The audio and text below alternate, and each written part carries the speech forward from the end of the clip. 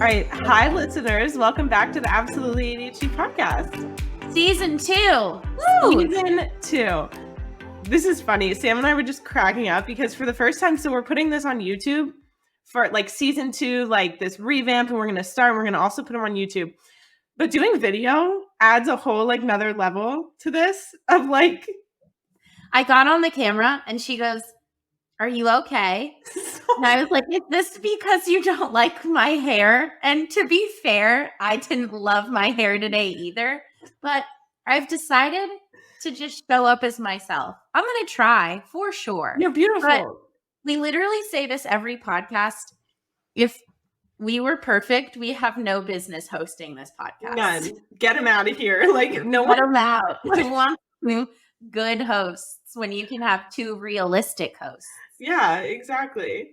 And it's kind of like the perfect topic today for showing up as yourself because we're talking about dating. If you're here for advice, wrong place. No, but if you're here to talk about how dating with ADHD can be comical, a challenge, annoying, unique. Dating for us as 2 individuals, aside from everything else, it's hard to date now with social media and comparisons and how flighty everyone is and how personally you can take things and situationships and relation. Like it's all a lot. And then you add the ADHD components of overstimulation, immediate gratification, a tendency to turn inward, look for external what word am I trying to say? Dopamine. Yeah, that type of stuff. I mean, it adds a whole nother layer of complexity, and honestly, it's really isolating on top of already feeling isolated. So yeah, it's a whole thing. It's supposed to be fun.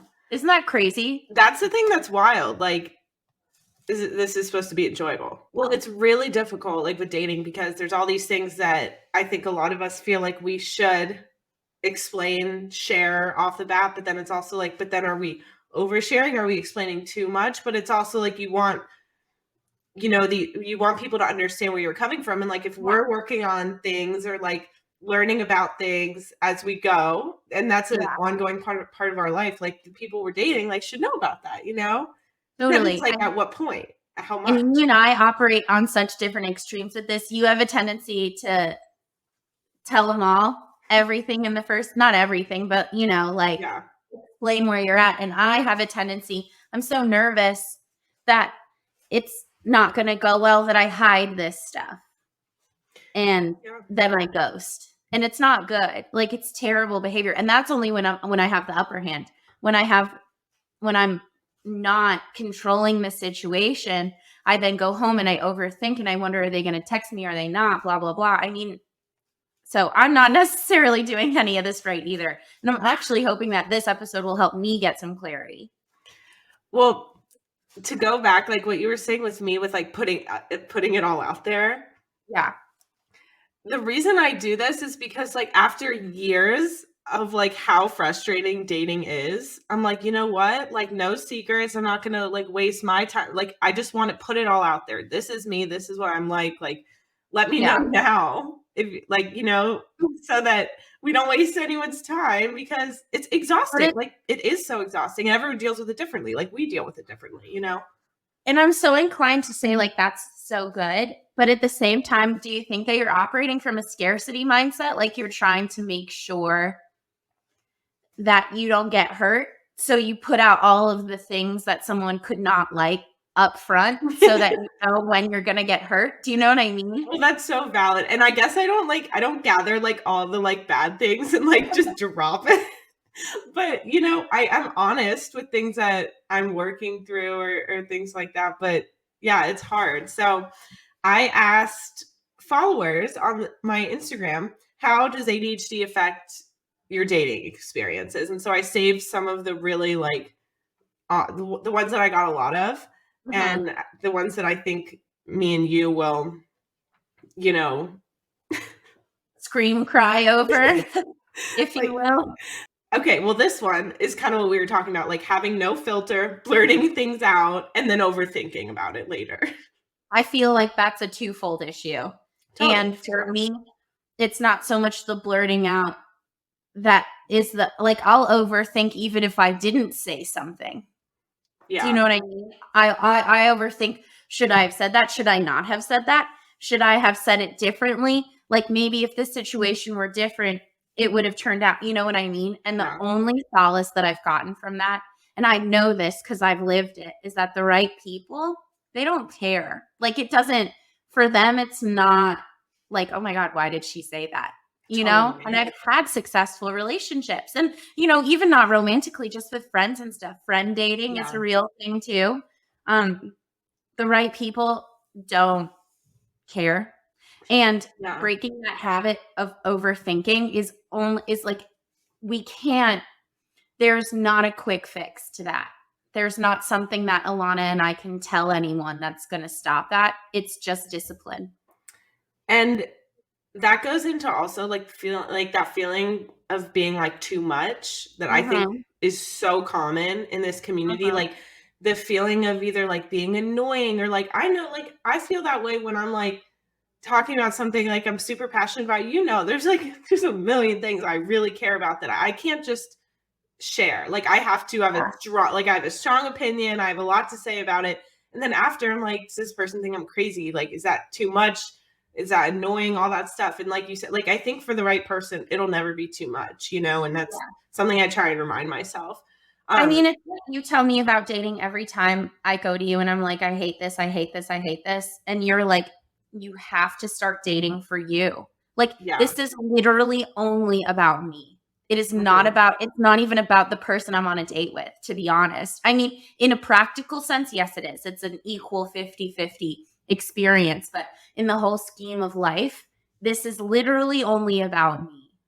Yeah, I mean, it's a whole process, like figuring out, what we want and what are our non-negotiables and what are the things that we're willing to compromise on and what are the things that we recognize as red flags versus like green flags, all that stuff. Yeah.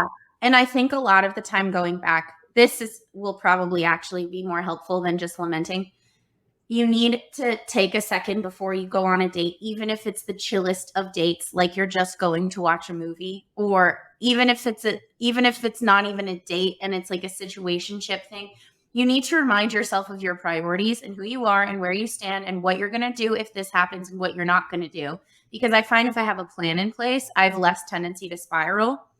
And I think a lot of the time we're looking for that dopamine, we're looking Yeah. for that, this feels really good.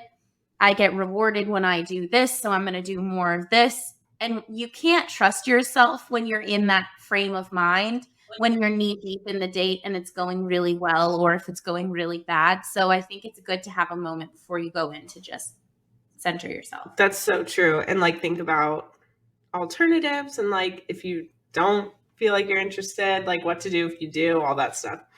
Yeah. This is what we do before our dates. I mean, I will call Alana and have a 20-minute freak out session. Do you remember that one date I went on a couple weeks ago where the guy was like, "Are you a political person?" And I was like, I mean, I kind of expect this question. And I'll be honest, I am not a political person in the sense that it's a huge, huge, huge factor of my life. But I am a political person in the sense that I have very solid opinions about where I stand, Yeah. and my morals and my values interlock quite often and tightly with politics. Yeah. And he said some of the most opposing stuff, like seriously could not be more different. Perfect. And Having nothing in common. love that. Literally nothing in common. And I sat there for 20 minutes trying to figure out like how do I end this? Do I get up and leave? Or Yeah. like do I wait until the date is over? Or so having backup plans is always a good idea because I hate feeling trapped. It is. Yeah, no, it definitely is. What I was thinking about too, like with when I remember when I was in Israel a couple months ago, and one of the dates I went on with this Israeli, like Israelis are very blunt, like they're very Yeah. like almost to a degree where you're like, am I being punked right now? But it's just the culture. It's just a culture, like, just very straight up, especially with like a little bit of the language barrier too. You know, it makes more sense to just kind of be direct, to say exactly what you mean and stuff, but things that like we wouldn't necessarily say.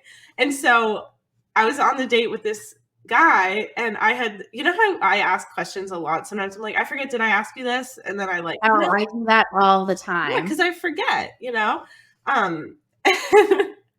And I was like, I forget, what are you doing after this? Or something. I like asked him a question that I had already asked multiple times, and he's like, yes, you asked me this already. He's like, you're not paying attention. He literally said that. Oh no! And I was like, dude, but it is. I mean, I think it's along with saying to remind yourself that dating is all about you. It is, but for the other person, it's all about them as well. You know, so I think it's finding, and it's a really easy way to weed out people. It's finding someone with the understanding that it is literally all about you and it is all about them, finding someone that you gel with. Like, I think that this like visualization of like finding your soulmate and you guys are going to be like a tree that interlocks and grows around each other. It's ridiculous. You guys are parallel lines. Everyone in this universe is their own line.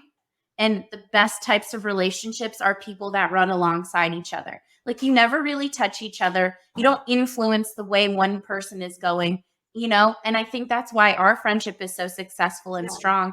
Is like, I will go to Alana and ask for advice, and she's fully aware that there's times I'm not going to take her advice and I just wanted to hear her opinion. Yeah. Like, no. And I think that that's such a perfect example of knowing that it's all about you, is that you never influence me in that type of way. And you're never disappointed when you give me advice and then I do the exact opposite thing. And you're always there to pick up the pieces. Do you know? It's just like being unapologetically there, I think. And I think that's how you have to show up in the world if you decide to date. And dating for us as people of the ADHD community and people who struggle with mental health and people who might have body image issues, you know, the things that everyone struggles with, I think that dating should be a choice. There are going to be seasons of your life where you're like, this is a healing season. I'm supposed to be single. Yeah. And I also think it's like difficult. Sorry, I'm veering off, but I feel really passionately about this because both Alana and I have parents that are still together. They're still married. I just want to point that out. We both had a similar-ish high school experience, went to similar-ish colleges. You know, like, we're very similar in that respect. And I think that means that our parents are probably quite similar to each other, just in the grand context of life. And they have very specific ideas about what I should be doing and when I should be getting married and kids and all of this type of stuff. And I have to constantly remind myself that even though the age gap between me and my parents is only 30 odd years, that's still a significant amount. It's a totally different generation. Yeah. You know, people our age aren't getting married as young anymore. Right. And the rate of divorce is over 50%, which is terrifying. And, you know, there's a lot more factors to consider. And giving birth to children is no longer such a simple, easy yes or no thing. There's a lot of gray area. Yeah. And all of this should be taken into account when dating. Definitely. And it's interesting you bring up my parents. Like, I was thinking too, like, their relationship, like, it is so opposite from like those like parallel lines. Like, it is so like intertwined, and they are such like a strong like partnership. And like, I want that. And like, I want like someone to like challenge me, but also to be there, like you said, to like pick up the pieces and like. Totally. Yeah. But anyways, let me pull up. I do think that it's helpful to not date alone. Like, to include your friends in these conversations, or a therapist or someone that you can run these things by, because dating is super personal, but it doesn't have to be lonely. You know, it's supposed to be fun.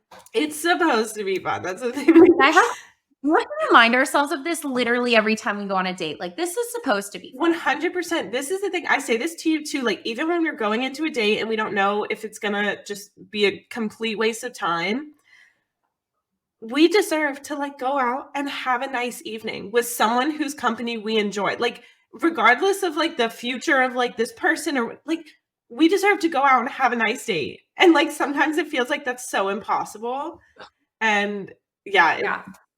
So, okay, going back to some of these answers from followers, one of the things that I felt she said, I've been told I come off as uninterested. It's hard in busy environments.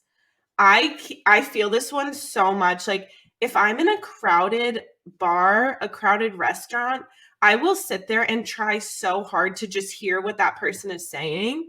But like my eyes are wandering, like literally I'm looking around. There's like a million different sounds. The environment's completely overstimulating. And I'm okay, like I'm fine, but it does make it really difficult. Like it's not to the point where I want to leave, but it is difficult to like stay focused, to make eye contact. And like, I don't I'm so insecure of thinking that someone's going to be like, wow, she must be bored or whatever. And it's like, no, I promise you, I'm hearing 11,000 different noises right now and I'm trying to filter them out. For me, it's facial expression too. Mm-hmm. People have told me I have like my face comes off like I'm scowling or I look like I'm going to cry or whatever. And I never am. But it's really difficult for me to control what I say, control the volume at which I say. People say I talk really loud, which is embarrassing, and I hate that. Control what I say. With it being like too much, like that's not like I love everything. Like when we get excited about things, but yeah, I know. And I think like overstimulated environments are really, really difficult to date, and they bring out all of my insecurities. And then I'm like, I wonder if my face is doing the thing that I think it's doing. Like, does it look interested but not overzealous? And then I'm like trying to control my resting face, which is a whole thing. Oh God, I'm like getting a headache about it. But this is why, pro tip. Okay, actually, no, not a pro tip, not a pro at dating. But what helps is not committing to, like for a first date, not committing to like a long hour, like a dinner. That's too much. Not do dinner. Do not do dinner. Coffee is great because it's quick, or even just a drink if you're into that. I love that so much more because at least you have like a definite exit strategy. And like worst case, you stay longer and like have another drink. But at least, I don't know, there's something for me that's so stressful about like sitting down for like an hour or longer, because that's how long dinners take, and like having a direct conversation with the person right in front of me like the entire time, that I don't even know if we're gonna like have chemistry yet, you know?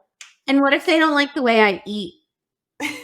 Like, I know that that's such a minute thing, but it is little things like that that'll throw me off. Even what if we don't like the way they eat? Yeah, for real. Or like, I don't know. I read this thing where I listened to it. I don't know what it was. It was a podcast or an article or something. I think it was an article that was talked about on a podcast about like dating trends of 2023. And there's these long committal stretches of time they're out. Or if you do want to do a longer time, do an activity like golfing. Or like a walk, even like a little hike. That's always something that you're not like in direct locked eye contact with this other person for upwards of an hour. I just honestly, no, the quick dates or the activity dates are way to go, until you know that like you can sit there with the person and enjoy their company and it's fun. Yeah. Another thing I will say that I've run into a little bit more, because I think that this is coming into trend more, which is so good for people, is sobriety, or people who are sober curious. For me, drinking socially in a healthy way is a large part of my life. I enjoy it. It's never something I've struggled with. It's important to me in a fun way, you know? And I've been on a handful of dates where I show up and the other person tells me that they don't drink. And that can go one of two ways. It really depends on how they handle it. It's the whole, but I don't drink personally, but I'm very comfortable around people who drink. If you'd like to get a drink, that is totally fine. Or the other way that I've been on dates is that they say, I don't drink. I guess it's okay if you have a drink. Like it's actively uncomfortable and they don't want me to drink. You're like, so you hate me. Like, oh, I'm just going to run away now. So I do think that if you are the type of person that is important to you, whether drinking is important and fun, or drinking is important and it's not fun, like whichever way you stand on the sobriety scale, there is some stuff to be upfront and honest about before you get to the date. Yeah.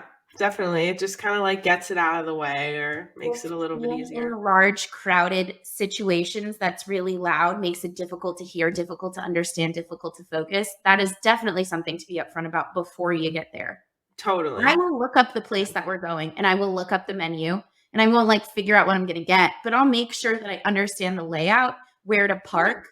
Like if I have to go, like, is this going to be an order at the counter, sit down situation? Or is this a sit down and a waitress comes or a waiter comes to me? Like, I just like to know that stuff. This is kind of random, but it reminded me of it.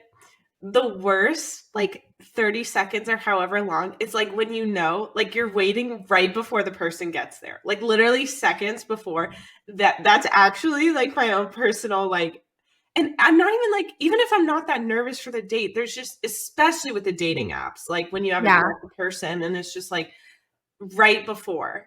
You know what I get nervous about with that is like, I try really hard to be honest on my dating apps. Like, not even with their responses. I know I'm funny. The pictures, Alana knows this. She and I have maybe 5 photos together over our. How many years? God. Okay, Alana and I have been friends for 8 years, almost 9. And we have like 5 photos together. And it's not for lack of trying. I just feel I'm very specific about the photos that I think I look accurate in. And I just want to be so accurate so that they don't show up and they're like, wait, what? I know. You know? Okay, so another one is the rejection, like the rejection sensitive dysphoria part. I got so many responses about this. And the thing I wrote down about it was like, makes me overthink everything, makes me feel annoying. You're doubting everything. And any type of like response, you're just like over analyzing, ruminating. We all get stuck. We can fixate on certain things. And the one thing I will say about this, and this has taken me like years, like so long to actually like believe, because it takes time to like retrain your brain and everything. But like our compatibility with someone and our chemistry like has nothing to do with like our self-worth, you know? And so I am constantly trying to remind myself that like, let's say me and this great person have nothing in common, or we're just not the right person for each other. Like that doesn't reflect on my worth or like anything bad about me, but it's still, when you're going through it, it still feels so heavy and it's hard. Well, there's this very, very, very overused phrase, but it's like you could be the most delicious apple in the entire world. You could be $1 billion apple, and there's still going to be people that don't like apples. Yeah. I mean,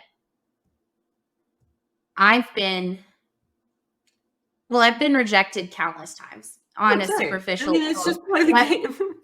On a deep emotional, I thought I had a connection type of thing, I've been rejected a handful of times. And it takes me a really long time in that process to remember that my discomfort and emotional sadness about the situation has more to do with the fact that I was rejected than it does about the other person or myself. Right. Do you know what I mean? Yeah. Like it's not really rooted in any one. It's just like, oh, I was rejected. You know, like that sting, it really does sting, honestly. And that feels so prominent that like sometimes it's easier to like focus on that as opposed to like, wait, do I even? And I think that when you're knee deep in pain and hurt, especially when it comes to relationships, it is impossible to get perspective. It is impossible. And you'll feel like one moment you're totally fine. And then the next moment it feels like all the air is being sucked out of the room, you know, and you can't breathe. And it's so frustrating to have a string of good days and then to have one really bad day where you feel like you're set all the way back to the start of getting over someone. But like Alana and I have both been through some pretty hellish breakups and some really disappointing romantic situations that either we had to break off or someone else had to break off, or, you know, there's nothing. So hard. It's so sad. It's so hard. And that was one of the other ones here, was like dating with heavy emotions and like this emotional dysregulation piece of ADHD, which goes into what you're talking about. Like it's still, we can know all this stuff, but it still can suck so much when you're going through it. Do you guys know like when you're going through it, like whatever it is, do you ever feel like your phone knows? So like my TikTok has been so targeted. Well, also because we like probably are Googling like how to get over a breakup. How to become not anxiously attached. But that's so funny. I read this quote and it was, I don't know, it's Sylvia Plath, and if anyone knows anything about Sylvia Plath, she went through it her entire life. And she says, I don't know what it is like to not have deep emotions. Even when I feel nothing, I feel it completely. And I find that so true when going through emotional turmoil. Even when I feel nothing, I feel like the ground opens up and I'm sucked into this dark hole and I'm all alone, like all alone. And I imagine what it would be like to have you here and I could just text you and whatever, and that wouldn't make me feel less alone. Like, I just think that we feel things to a level that a lot of people can't understand. And within that, you need to learn how to protect your peace. And be okay with it. You know? Like being okay even if you with want, like the big emotions. Like I for so long felt so, I mean, still it's still like an ongoing insecurity of being like too emotional, too sensitive, like, and that too sensitive thing, like I think a lot of us have heard that. I feel really triggered by too sensitive because my parents call me sensitive all the time. Everyone at school called me sensitive. Boys have called me sensitive. Girls have called me sensitive. It's just no, it's okay. And obviously the right person will be receptive and like thoughtful of all that, and it won't matter. But it's like when I hear I'm too sensitive, I'm like, and you have brown hair. So, to me, it's like, doesn't, like, why are you pointing out the obvious? What does it matter? And also, like, I think this is such a gift. Like the fact that we feel things strongly and are passionate about things. Like I wouldn't trade that for like just going through life and like not feeling things, like, and obviously it's hard. And I'm not saying it doesn't, it does bring challenges, especially with dating and stuff, but just learning to own it. Like it's how we are. I think that the big mindset shift that we have to make within this community, and also like just as individuals, is like, you're so right. It is not a bad thing to be sensitive, but how can you move throughout the world in a way where your sensitivity and the emotions that you feel aren't impacting you in a negative way? Do you know? Like being able to move through them and feel them. Exactly. Like I do this thing that I realized even the other day where therapists, not to me so much as, to other things I've read, have always said the only way to move through your emotions is to feel them. And I was like, what do you mean? Like I'm feeling them all the time. Yeah. But I think I realized that I'm so uncomfortable with the fact that they're going to last forever that I over rationalize it. And I'm like, well, I see where the other person was coming from. If they didn't want to be with me, like I've done this before, blah, blah, blah. But that's just a defense mechanism so that I don't have to feel the hurt and rejection. And then that makes the hurt and rejection last for so much longer because I'm not accepting the fact that this is how I feel.